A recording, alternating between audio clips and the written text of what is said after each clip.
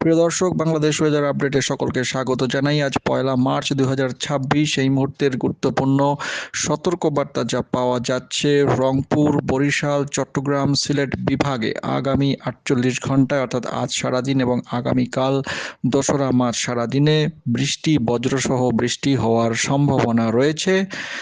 তো কোথায় কীরকম বৃষ্টিপাত হতে পারে, বৃষ্টির তীব্রতাই বা কীরকম থাকতে পারে এবং আগামী সপ্তাহের মধ্যে আবহাওয়ার কিছুটা পরিবর্তন আসার সম্ভাবনা রয়েছে, আবহাওয়া খারাপ হতে পারে। তো সেই সংক্রান্ত বিষয় বিস্তারিত ভিডিওটির মাধ্যমে জানানো হবে, তাই শেষ পর্যন্ত দেখতে থাকুন। কোথা থেকে দেখছেন তা অবশ্যই কমেন্টের মাধ্যমে জানান। গুরুত্বপূর্ণ খবর সকলের কাছে অবশ্যই শেয়ার করে জানিয়ে দিন।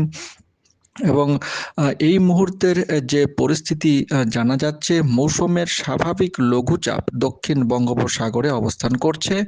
এর বর্ধিতাংশ উত্তর পূর্ব বঙ্গোপসাগর পর্যন্ত বিস্তৃত রয়েছে। আজ 1 মার্চ বাংলাদেশ আবহাওয়া অধিদপ্তরের যে পূর্বাভাস রয়েছে সেখান থেকে জানা যাচ্ছে, আজ 1 মার্চ বিকেলের দিক থেকে রংপুর, বরিশাল, চট্টগ্রাম ও সিলেট বিভাগের দু-এক জায়গায় বৃষ্টি, বজ্রসহ বৃষ্টি হওয়ার সম্ভাবনা রয়েছে। তবে অন্যান্য বিভাগে, অন্যান্য জায়গায় অস্থায়ীভাবে আংশিক মেঘলা আকাশ সহ আবহাওয়া মোটামুটি শুষ্ক থাকবে। তাপমাত্রা সারাদিনের তাপমাত্রা কিছুটা কমতে পারে, রাতের তাপমাত্রা কিছুটা বৃদ্ধি পাওয়ার সম্ভাবনা রয়েছে। আগামীকাল 2রা মার্চ একই রকম পরিস্থিতি থাকতে পারে, বিশেষ করে চট্টগ্রাম ও সিলেট বিভাগের কিছু কিছু জায়গায় বৃষ্টি, বজ্রসহ বৃষ্টির সম্ভাবনা থাকছে। তবে অন্যান্য জায়গায় অস্থায়ীভাবে আংশিক মেঘলা আকাশ সহ আবহাওয়া মূলত শুষ্ক অবস্থাতেই থাকবে। দিন এবং রাতের তাপমাত্রা সামান্য কমার সম্ভাবনা রয়েছে আগামীকাল।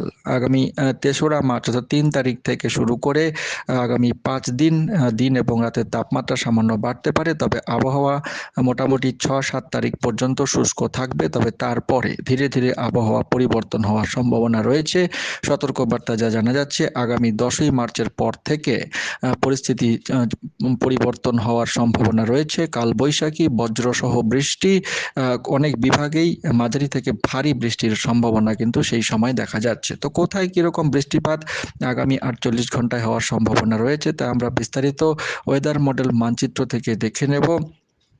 মোট বৃষ্টির পরিমাণের দিকে যদি আমরা তাকাই, কিছুটা বৃষ্টিপাত কিন্তু দেখা যাচ্ছে সিলেট বিভাগ এবং চট্টগ্রাম বিভাগের কিছু কিছু জায়গায়। চট্টগ্রাম বিভাগের বিশেষ করে উত্তরের দিকের যে অংশগুলো রয়েছে তার মধ্যে খাগড়াছড়ি, তার আশেপাশে বিশেষ করে লুংশিয়ান এবং এদিকে পাহাড়ি অঞ্চল যেগুলো রয়েছে, দীঘিনালা, সাজেক, লাংডুর আশেপাশে কিছু কিছু জায়গায় হালকা মাঝারি বৃষ্টিপাতের একটা সম্ভাবনা দেখা যাচ্ছে। তবে ভারী বৃষ্টিপাতের সেরকম কোনো সম্ভাবনা দেখা যাচ্ছে না।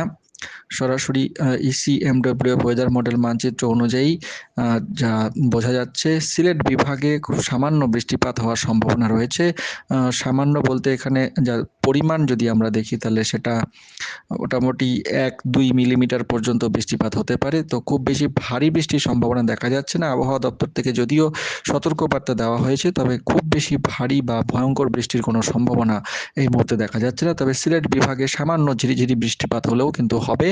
তবে এই দিকটায় আগামী 2 তারিখ অর্থাৎ আগামীকাল 2 তারিখ বিকেলের পর থেকে বরিশাল বিভাগে কিছুটা বৃষ্টিপাতের সম্ভাবনা কিন্তু দেখা যাচ্ছে। যদিও সেই সংক্রান্ত বিষয় আবহাওয়া অধিদপ্তর জানায়নি, তবে আমরা ওয়েদার মডেল মানচিত্রে দেখা যাচ্ছে বরিশাল বিভাগের বরিশাল এবং তার আশেপাশের এলাকায় কিছুটা বৃষ্টির সম্ভাবনা দেখা যাচ্ছে।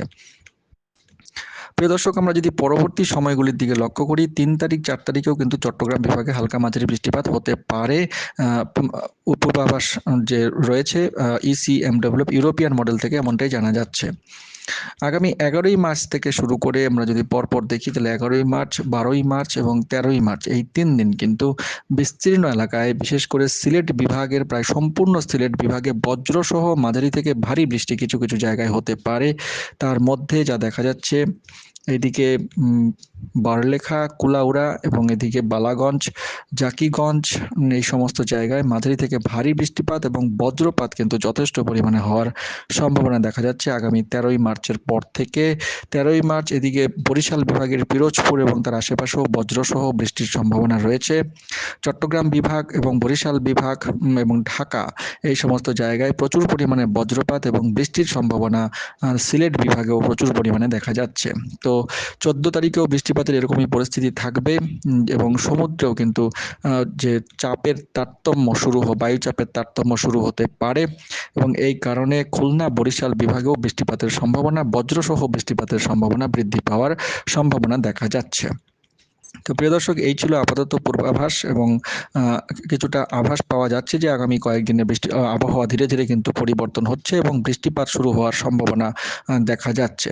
তো দর্শক, এই সংক্রান্ত বিস্তারিত খবর প্রতিদিন নিয়মিত পাওয়ার জন্য চ্যানেলটিকে অবশ্যই সাবস্ক্রাইব করে রেখে দিন। গুরুত্বপূর্ণ খবর সকলের কাছে শেয়ার করে জানিয়ে দিন। অনেক ধন্যবাদ।